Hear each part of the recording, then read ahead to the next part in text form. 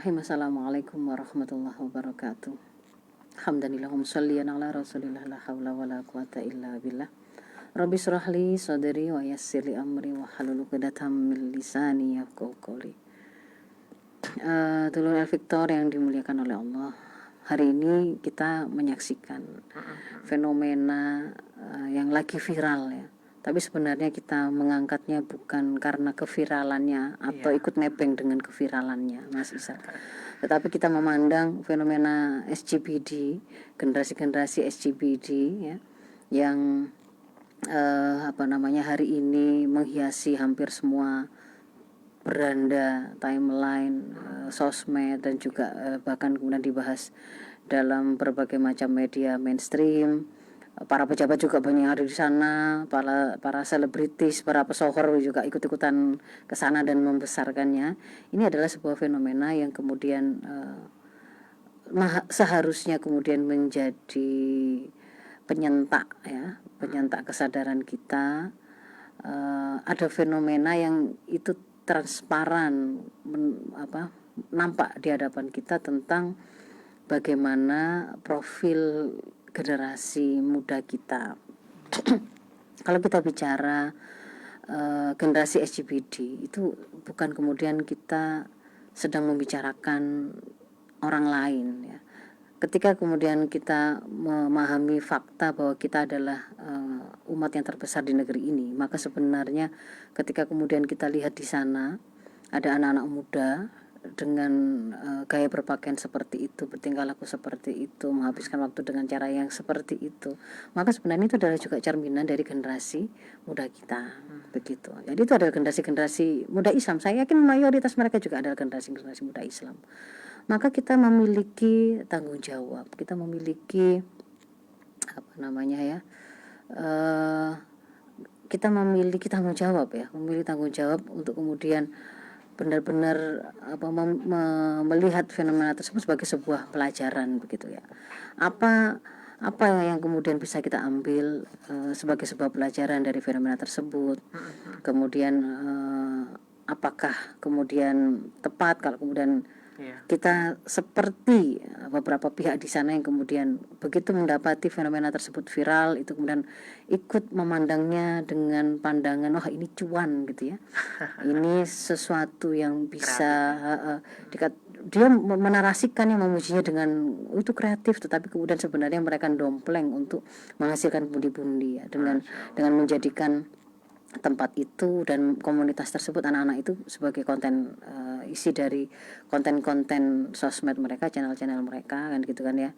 Yang kemudian mereka mengeksploitasi ke tanda kutip ke penampilan yang mungkin bagi mereka itu mungkin lucu, mungkin pada beberapa orang itu kemudian dipandang itu sebenarnya sangat tidak berkualitas begitu kan, ada begitu kan ya.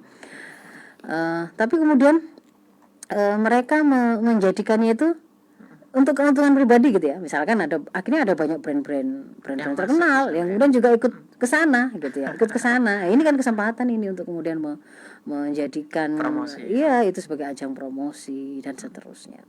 Nah, kalau kemudian kita bicara bagaimana kita memandang dan mengambil pelajaran dari fenomena tersebut, maka saya harus ingatkan terlebih dahulu ketika kita mengaku kita muslim, wajib sudut pandang yang kita pakai, pisau analisa yang kita gunakan setiap kali kita membahas persoalan apapun ya, termasuk perasaan apa yang kita miliki ketika melihat sesuatu itu ya, bukan sekedar pemahamannya saja, bukan sekedar standar atau miqyasul amalnya saja, tetapi sampai pada perasaan apa yang kita miliki ketika kita melihat satu fenomena tersebut. Itu harus kita standarisasi, harus kita ukur dengan ukuran-ukuran Islam.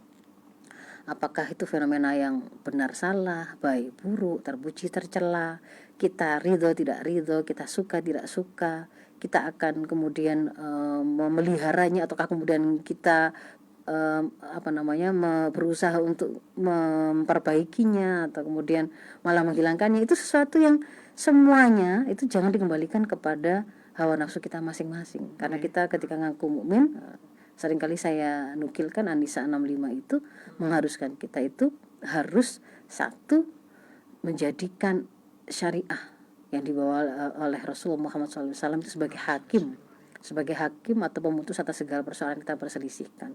Dan yang kedua, setelah kemudian kita membuka rujukan tuntunan dari syariah itu, apapun jawabannya, kita sami'na wa ata'na, kita menerimanya dengan sepenuh hati, tidak ada rasa keberatan sedikit pun. Nah, ketika kemudian kita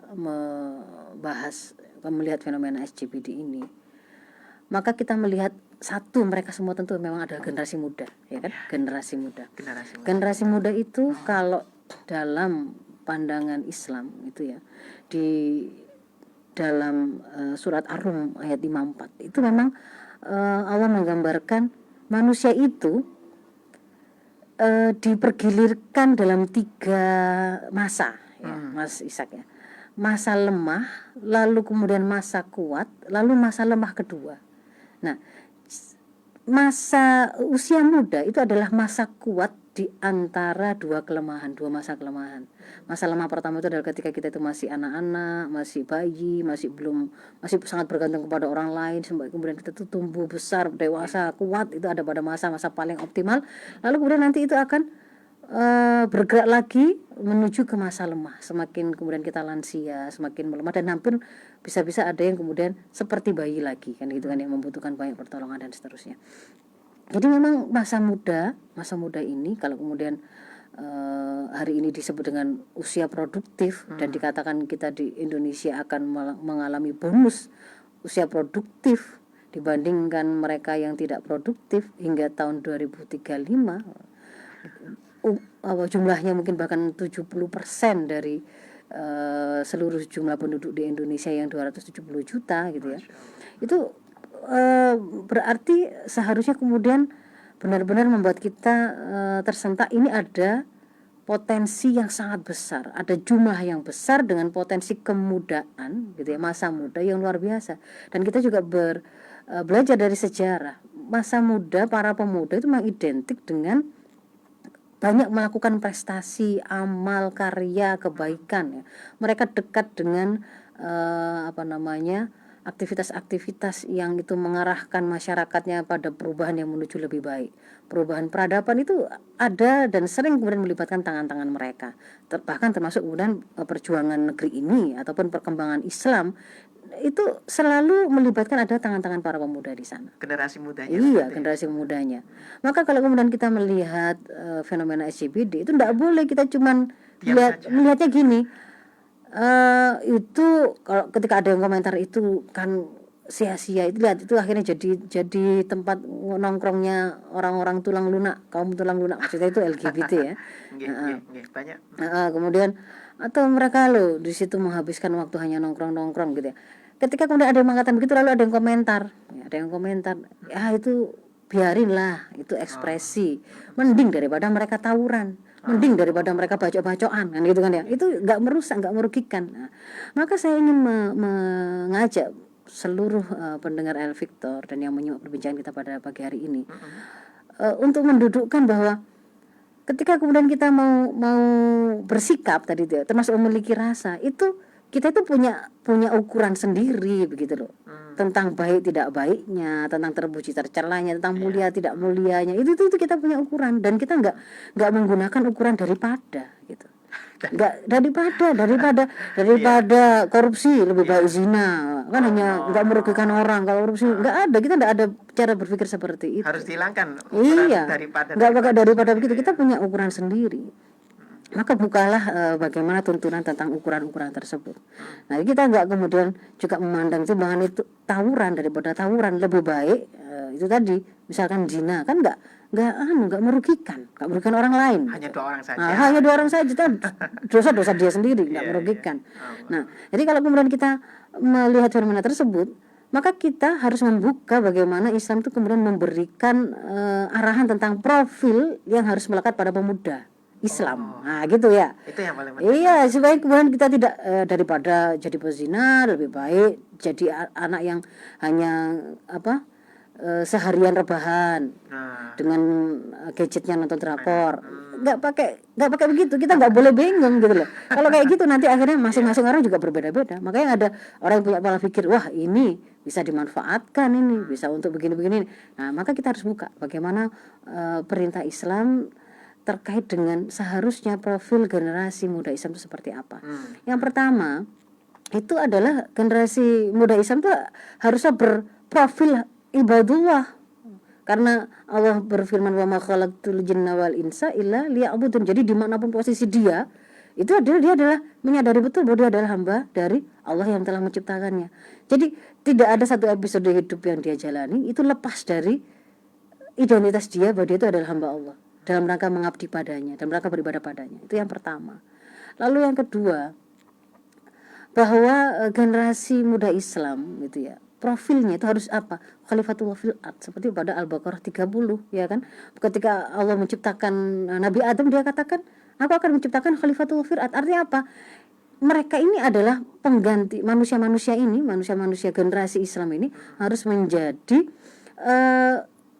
orang atau generasi yang bisa mengelola bumi sesuai dengan tuntunan atau aturan yang diberikan oleh Allah, karena dia menjadi khalifatullah fil ard, pengganti Allah di muka bumi. Maka dia harus kemudian berprofil menjadi orang-orang yang mungkin bisa ada yang jadi kepala negaranya, mungkin ada yang jadi jenderalnya untuk pimpinan keamanannya, misalnya begitu, pasukan perangnya, mungkin ada yang menjadi profesional tertentunya, peneliti, dokter, guru, ada kemudian jadi tentara, ada polisi ya, ada macam-macam ya. Mungkin juga bahkan ada yang teknis-teknisi tertentu begitu kan, yang dia menguasai tentang bagaimana menservis laptop, menservis mobil dan seterusnya. Itu bagian dari profil dia mengelola bumi. Ya kan begitu kan, dia harus begitu. Jadi nggak boleh kemudian kan mending dia nggak jadi begal tapi dia nggak jadi apa-apa gitu. Itu nggak boleh berpikir begitu. Jadi ini yang kedua, profil yang kedua. Lalu yang ketiga, generasi muda Islam itu harus tangguh, kuat ya, nggak rapuh, berkualitas. Itu di An-Nisa 9 kita dilarang meninggalkan generasi yang lemah di belakang kita kan. Artinya berarti kalau kemudian kita melahirkan generasi dan kita kemudian mau melahirkan generasi skala bangsa, skala umat, itu kita harus pastikan mereka itu jadi orang-orang yang kuat. Jangan kemudian jadi anak yang muda, ada kesulitan masalah pembiayaan untuk sekolah atau untuk makan, lalu langsung bunuh diri misalkan, atau langsung putus asa, lalu ya sudah kalau gitu saya jual diri saja. Itu bukan profil yang kemudian dikehendaki oleh Islam. Bukan generasi yang rapuh, bukan generasi yang lemah seperti itu gitu ya. Tapi harus generasi yang kuat, itu di An-Nisa 9. Lalu kemudian yang khas lagi itu ya, generasi Islam itu harus supaya dia itu menjadi khairu ummah ukhrijat linnas, ini umat terbaik, generasi terbaik yang dikeluarkan untuk umat manusia. Berarti ini skala kualitasnya itu skala global bahkan ya, karena dikeluarkan untuk seluruh umat manusia. Itu ketika mereka apa? Mereka menjadi pelaku penegak kebenaran ya, penyampai kemakrufan, pencegah kemungkaran. Kan kuntum khairu ummah ukhrijat linnas ta'muruna bil ma'ruf wa tanhauna 'anil munkar wa tu'minuna billah ya. Jadi itu harusnya kemudian kita saksikan pada generasi-generasi muda Islam gitu. Nah, sehingga kemudian kita sudah jelas, kita punya ukuran yang kayak begitu gitu ya. Kita bisa kemudian menilai apakah mereka ada dalam kondisi keidealannya yang seharusnya seperti itu. Kalau tidak, lalu itu salahnya siapa? Salahnya di mana? Kita harus melakukan apa? Kan begitu, Mas Ishak. Jadi bukan malah kemudian wah itu harus dilestarikan, harus dipelihara. Kalau kemudian itu bukan sebuah hal yang mulia, bukan hal yang tepat ya. Jangan kemudian berbicara memelihara. Kalau itu di situ ada unsur misalkan ketidaktahuan, atau kalau bahasa lebih kasarnya kebodohan, jangan mengeksploitasi ketidaktahuan orang begitu. Jangan memelihara kebodohan. Mereka sebenarnya berhak atas sesuatu yang akan mencerahkan mereka gitu kan ya. Nah, kalau kita bicara profil yang tadi diperintahkan oleh Islam itu bukan konsep yang nggak ada realitanya gitu, Mas Ishak. Konsep itu ketika kemudian ada pada masa-masa kejayaan Islam, ketika umat Islam ini ada pada pemahaman Islamnya yang kuat dan kemudian melaksanakan, maka kita temukan itu dalam kondisi real, profil-profil nyata yang hidup. Gimana sih gambaran generasi yang kuat, nggak rapuh itu kayak gimana? kita ambil contoh misalkan Imam Syafi'i. Itu kan beliau yatim sejak belum lahir. Sejak belum lahir. Miskin, ibunya miskin. Semuanya, Tetapi itu tidak pernah menghalangi semangat beliau dan juga ibunya untuk kemudian melanjutkan cita-cita menjadikan Imam Syafi'i kecil itu untuk menjadi ulama besar gitu kan. Ibunya tetap punya visi, saya harus mempertemukan Syafi'i ini dengan guru-guru yang beliau perhitungkan, beliau yakini itu akan bisa membuat Imam Syafi'i itu kemudian menjadi orang yang berilmu ya. Jadi beliau kemudian berusaha mengejar dan bisa mendapatkan kesempatan agar Imam Syafi'i menjadi muridnya Imam Malik kan gitu kan ya. Beliau kemudian juga ketika menginginkan Imam Syafi'i ini bisa menguasai bahasa Arab susah, beliau mencari mana kaum gitu ya, kaum yang masih berbahasa Arab susah dan kemudian mengirim Imam Syafi'i ke sana untuk kemudian belajar di tengah-tengah kaum tersebut. Jadi memang punya visi begitu loh. Meskipun ada keterbatasan, tapi tidak kemudian sudahlah nak ya bapakmu ya, kita memang dulu cita-cita begini dengan bapakmu, tapi tidak berputus asa. Tidak ada begitu. Tapi kita ini nggak punya, kita ini orang miskin, kita nggak bisa apa-apa. Tidak ada kalimat begitu keluar, itu tidak ada. Atau misalkan yang lain ya, Imam Bukhari itu ya. Imam Bukhari, kita mengenalnya sekarang sebagai Imam Bukhari. Kalau zaman dulu ya beliaunya ya dikenalnya sebagai seorang anak yang juga yatim itu ya. Memang orang tuanya punya visi menjadikan Muhammad bin Ismail al-Bukhari ini, karena berasal dari Bukhara, kota Bukhara, itu menjadi ulama besar. Tetapi ternyata belum sampai merealisir itu bapaknya meninggal. Kemudian tidak lama kemudian juga Imam Bukhari kecil ini buta. Sempat ada periode buta begitu ya. Beliau ini. Iya, jadi seolah-olah itu kemudian kalau kemudian dilihat apakah itu kemudian menjadi akhir dari mimpi orang tuanya dan Imam Bukhari ini untuk merealisir niatnya. Enggak gitu ya. Jadi bayangkan bagaimana ketika kemudian Imam Bukhari ini karena kalau tidak bisa melihatnya itu sudah masa kecil, tapi ketika kemudian ibunya berdoa dan bersepenuh keyakinan gitu ya, itu Allah kehendaki kembali penglihatannya, itu kan ya. Dan ketika kemudian Imam Bukhari ini oleh gurunya itu diberi nasihat, alangkah baiknya kalau engkau kemudian menghimpunkan hadis-hadis Rasul begitu ya, yang kemudian bisa membantu generasi-generasi umat setelah kita gitu ya, untuk bisa mengetahui mana yang sahih, mana yang itu bukan hadis, mana yang itu sebenarnya kemudian kualitasnya seperti ini. Nah, itu beliau menghabiskan 18 tahun umurnya untuk berkeliling dari satu tempat ke tempat yang jalan kaki tentu saja ya. Ada sejarah yang kemudian menuliskan beliau mengumpulkan 1 juta hadis dari 80.000 ulama yang meriwayatkan hadis, kemudian memerasnya dan menemukan 7.000 saja yang sahih, 7.000 yang sahih kan begitu kan ya. Itu menghabiskan 18 tahun usianya. 18 tahun. Ini kan menunjukkan apa? Azam yang kuat ya kan. Padahal beliau juga lemah, maksudnya beliau secara fisik pernah kemudian mengalami kelemahan. Beliau juga dari keluarga yang enggak kaya, ya, yatim juga, hanya bersama ibunya. Tapi lihat begitu ya. Ketika kemudian sudah menghunjam pada diri seorang muslim itu akidah Islam, meyakini bahwa Allah itu Al-Muhyi Al-Mumit, Dia yang menghidupkan kita dan yang mematikan, maka apapun hal yang dianggap membahayakan bisa mengantar pada kematian, kalau Allah belum mengizinkan nggak akan mati kita kan. Misalnya ketika kemudian diperintahkan untuk jihad misalnya, atau diperintahkan untuk menyampaikan kebenaran di hadapan penguasa zalim, ancamannya nyawa, dia tidak takut karena akidah tadi kan begitu kan ya. Ketika kemudian dia meyakini Allah itu Ar-Razik, ar-rizqu biyadillah wahdah, bahwa rizki itu hanya di sisi Allah gitu ya. Pemberi rizki itu Allah, yang memberi rizki pada seluruh makhluk di bumi ini ya, di semesta ini itu Allah, bukan atasan kita, bukan ibu kita, bukan kemudian sumber-sumber yang lain yang sering kemudian seolah-olah diyakini seandainya kemudian dia dipecatkah atau orang tuanya tidak adakah, suaminya tidak ada, lalu sepertinya dia kehilangan rizkinya, wis bakal mati begitu ya. Itu kalau orang itu kemudian generasi muda Islam itu kemudian meyakini akidah yang seperti itu, maka tampilannya dia juga nggak akan mudah galau, nggak akan mudah putus asa persoalan rezeki ini. Paham betul dia. Tugas dia, tugas dia hanya bergerak.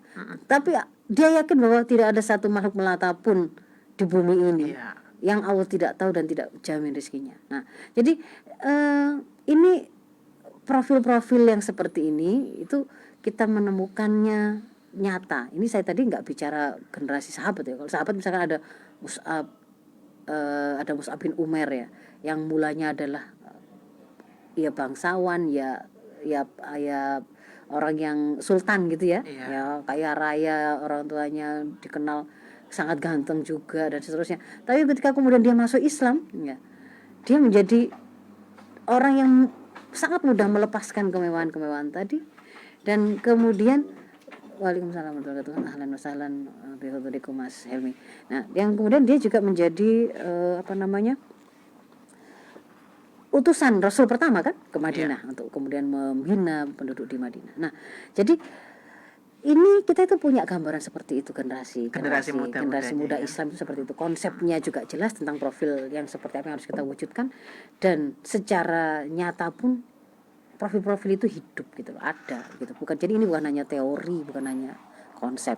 Kemudian yang berikutnya, kita akhirnya kan harusnya bertanya, loh kalau begitu, kalau memang kita itu sebenarnya ketika disiapkan oleh Islam menjadi seorang muslim itu harusnya kemudian karakter kita seperti itu, kok ternyata kok tampilannya kita kok menemukan anak-anak itu kok hari ini generasinya itu namanya generasi stroberi istilahnya. Ya, apa? Generasi stroberi itu lembek, mudah membusuk gitu loh, mudah rusak. Itu gitu.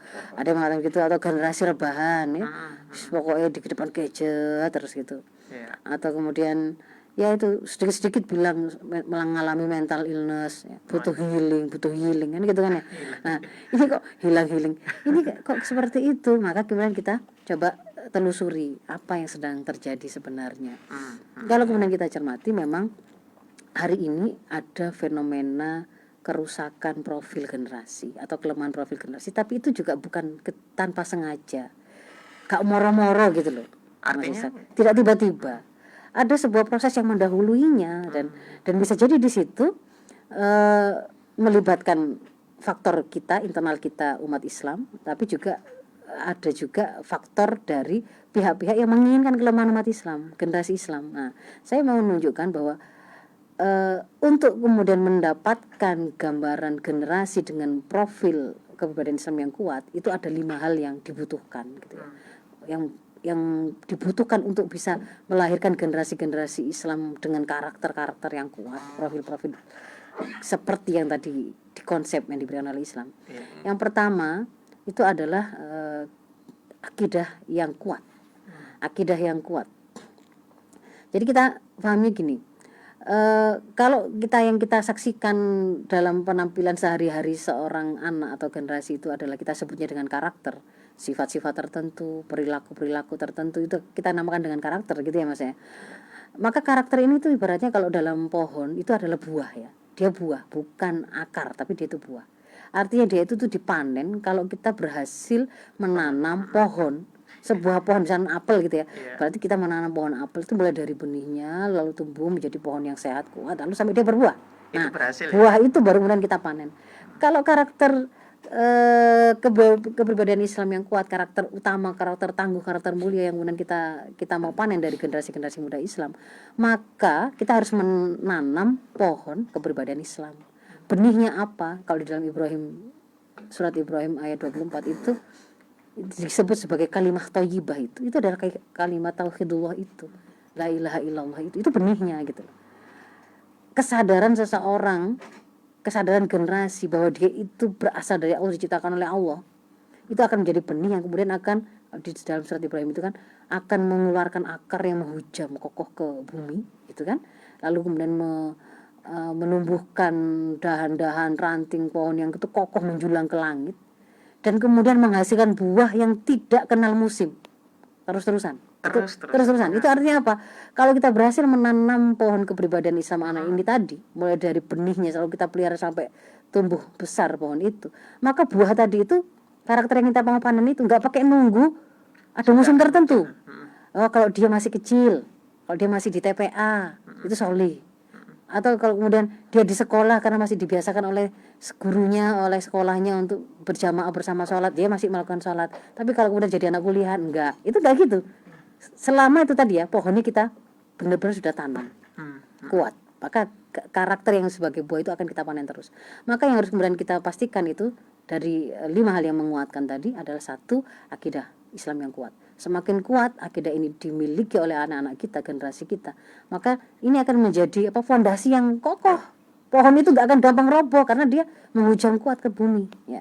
Keyakinan Allah itu Al-Muhyi, Al-Mumit, Ar-Razik, Allah itu sumber dari segala sumber kekuatan, Allah itu yang kemudian menjaganya, mau melihat dan seterusnya. Itu akan membuat anak tidak rapuh. Lalu yang kedua, jadi akar ya. Ya, akar itu.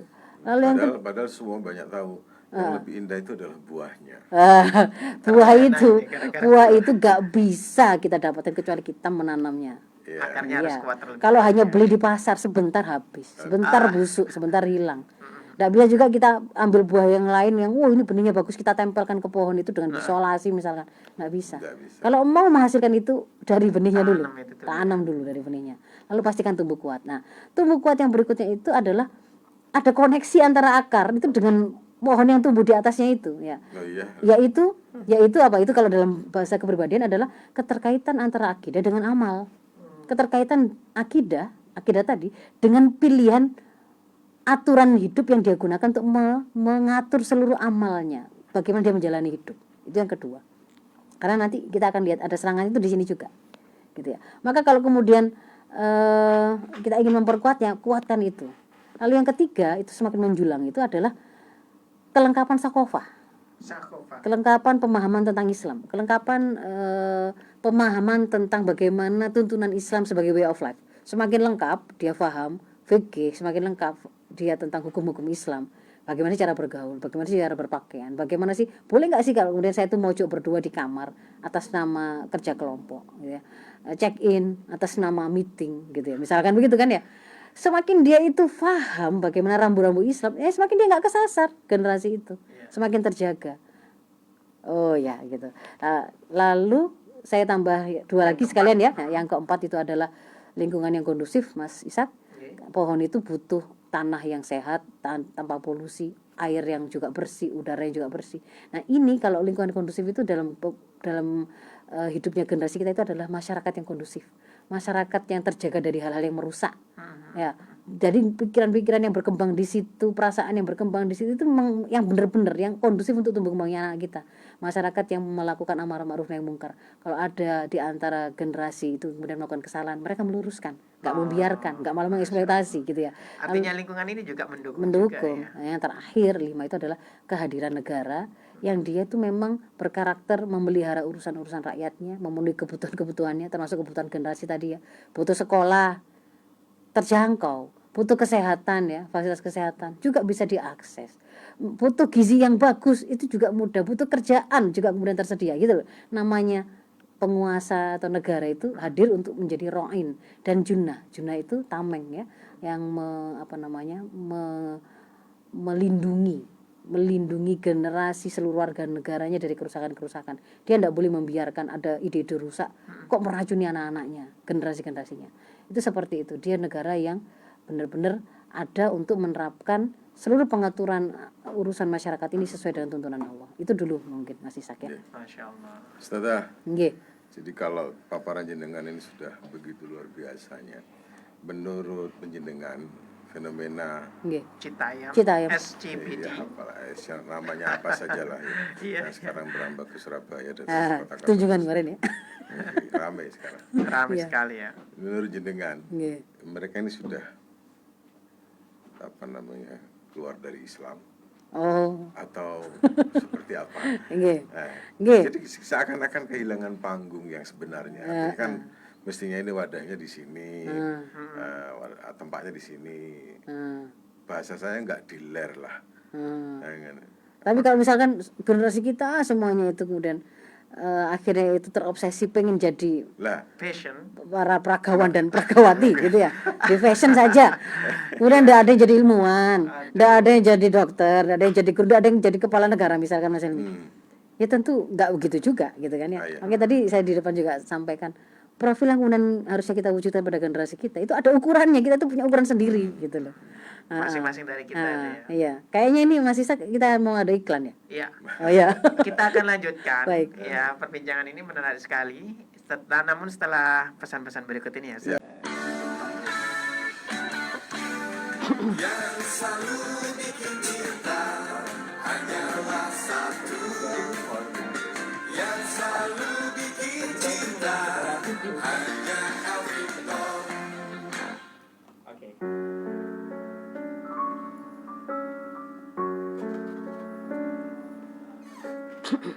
Baik, Dulur Victor, kita lanjutkan kembali perbincangan kita mengenai generasi SCBD dan tanggung jawab kita sebagai Muslim. Baik, Ustazah. Ya. Materinya sudah cukup. Sudah menjawab pertanyaan Mas Helmi tadi. Iya. Silakan. Ya, tadi kan beliau bertanya. Jadi kalau kemudian generasinya seperti ini, apakah kemudian dia itu kemudian keluar dari Islam gitu ya? Kalau maksudnya di situ adalah murtad atau tidak begitu.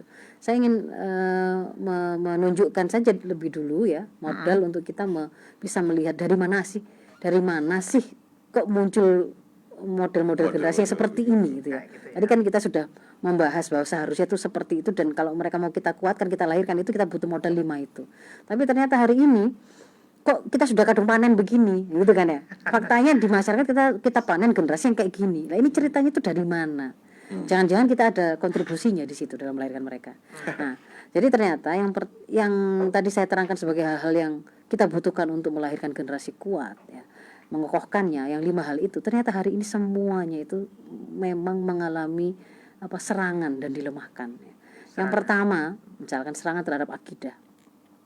Ini adalah serangan yang dilakukan dalam bentuk ide-ide yang berusaha membuat anak-anak kita tidak butuh beragama, atau kemudian tidak butuh meyakini bahwa dia perlu menemukan mana agama yang benar. Ide-ide tentang sinkretisme yang menyamakan semua agama adalah sama, semua agama adalah benar, yang kemudian justru membuat dia itu mempertanyakan, kalau memang semua agama itu benar, kenapa kemudian juga harus beragama? Nah, berarti gonta-ganti agama juga nggak apa-apa, sebagaimana juga nggak beragama juga nggak apa-apa, agnostik. Nah, padahal tadi kita itu akar, begitu itu digoyang gitu loh, nggak yakin bahwa dia itu adalah seorang yang diciptakan oleh Allah, sang pencipta alam semesta ini adalah Allah, maka kemudian dia itu punya misi penciptaan untuk mengabdi pada Allah, terikat pada seluruh syariat Allah dalam amal-amal kita, amal-amal dia, sudah hilang sudah dasarnya tadi. Nah, itu siapa yang kemudian menyerang ngajari mereka tentang semua agama sama? Kalau nggak gitu, kalau kamu masih meyakini inna dina indallahil Islam, sesungguhnya agama yang diterima di sisi Allah adalah Islam, berarti kamu intoleran, berarti kamu radikal. Nah, itu siapa yang membegitukan? Mungkin lisan-lisan dari guru-guru yang muslim juga, dosen-dosen yang muslim juga, profesional muslim juga, intelektual muslim juga. Gitu, hati-hati gitu ya. Kita masuk dalam jebakan itu, melemahkan generasi kita sendiri.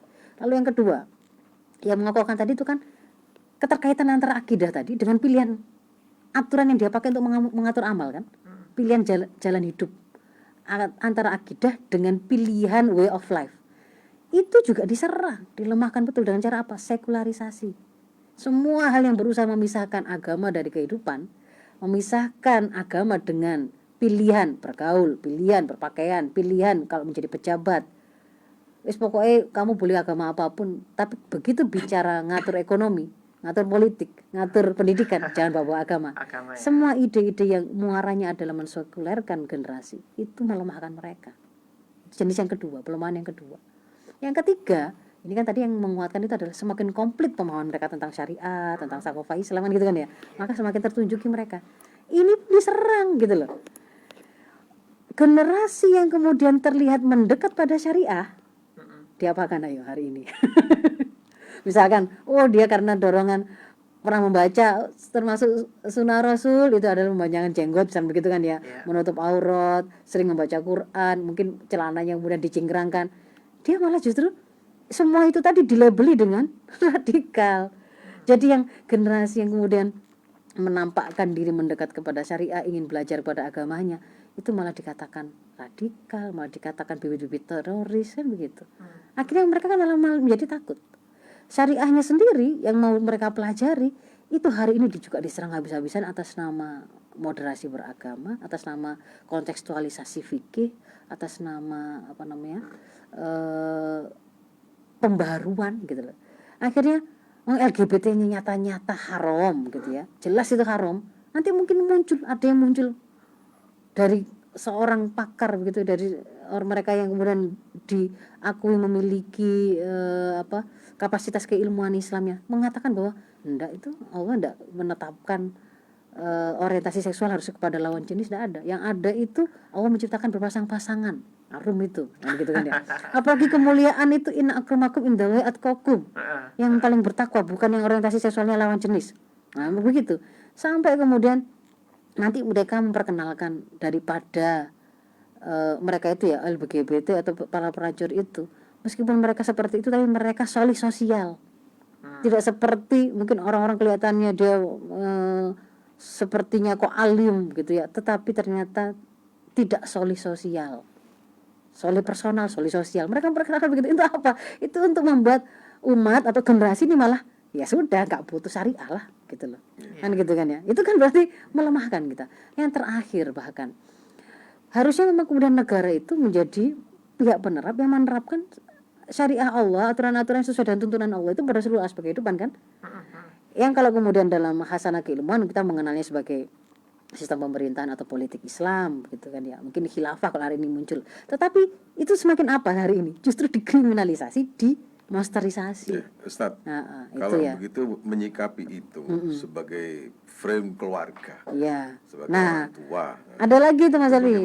Ada serangan berikutnya itu pada pelaku pendidikan. Jadi pelaku pendidikan itu kan keluarga, habis itu masyarakat, sekolah dulu ya, habis itu masyarakat, habis itu negara. Nah, pelaku pendidikan ini pun dilemahkan semua loh hari ini. Contoh melemahkan keluarga sebagai tempat lahir awal, benih-benih awal lahirnya generasi-generasi berkebudayaan Islam yang kuat. Itu dengan cara apa? Di antaranya adalah semua ide-ide yang menjajakan atau ngajari anak-anak muda kita untuk tidak perlu menikah, tidak perlu punya anak. Kalau kemudian Anda itu seorang perempuan, tidak perlu kemudian jangan kemudian mau melakukan tugas semata sebagai ibu dan manajer rumah tangga saja, istri, tapi harus kerja, karena kalau kamu tidak kerja berarti kamu tidak terlalu bernilai. Nah, ide-ide yang mempertanyakan kekawam atau kepemimpinan para suami itu merapuhkan keluarga. Akhirnya kan ya sudah, gegeran saja isinya itu bapak dan ibunya gitu kan ya. Siapa yang kemudian mengasuh anak? Ya bersama nih, podo pegelik gak ngeramuti kan gitu kan ya. Podo tukaran ini podo gak ngeramuti. Akhirnya sejak awal pun generasi itu dari rumah itu enggak disiapkan. Habis itu nanti berikutnya ketika kemudian sudah saatnya mereka memayis, mengenal sebuah struktur kurikulum pendidikan yang menguatkan. Hari ini juga ada serangan loh kepada sekolah itu. Ya, harus sekularisasi, termasuk kemarin kan sempat ada peta jalan pendidikan Indonesia, agama dihapus ya. Habis itu katanya diklarifikasi enggak dihapus, tapi faktanya memang pendidikan agama dikurangi jamnya lagi. Jadi sempat habis 2 jam lalu jadi 3 jam, sekarang balik lagi dikurangi.